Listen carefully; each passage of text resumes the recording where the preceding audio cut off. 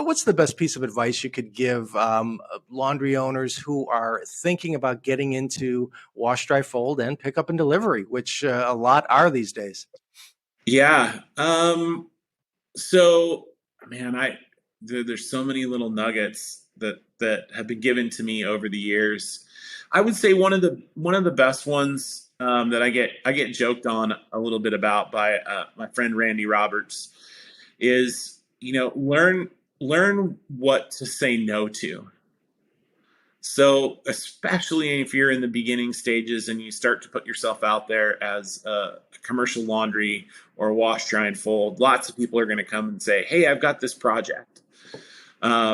This kind of one-off thing that we look to do, whether it's huge theater curtains or American flags or boat covers, or I think the biggest thing that I I said yes to way too many things in the very beginning.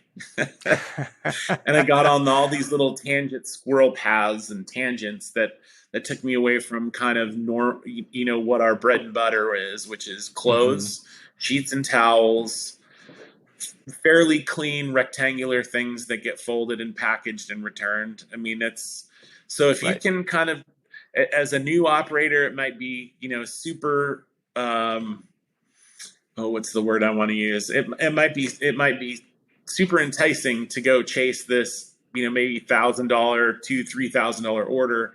But if it's just a one off, I almost wonder if I'd have gone back in time, if we'd been in a much different place, if we'd said no to some of those things Yeah.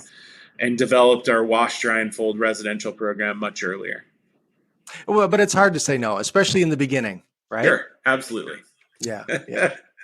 That's Hey, if you could do it, if you could do it, that'd be great. right, right. That's everything I had, Ken. Is there anything maybe that I failed to ask, or anything that you would like to get out there that laundry owners or those thinking about getting into the business could learn? Anything that I don't know that I neglected to talk about? Well, I would just say to all the new owners out there, like, just have tenacity. If you, I mean, you're going to run into situations where you mess something up, or your staff does, or it's not the end of the world. So, you've made mistakes, no big deal. Just make it right with the customer. Um, and the other thing that the mentality shift for me was, I don't think that the majority of our commercial or wash dry fold customers, or people in life in general, are out to try to scam us out of a quarter, or take advantage of us. Sure, there's one or two, but at the end of the day, like, if that's all kind of we're focused on, that seems to me what we're going to attract. So instead, focus on delivering great service. Keep doing it day after day. Don't quit. Find a more efficient way to do it.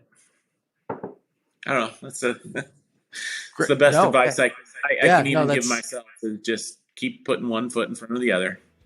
that's great advice.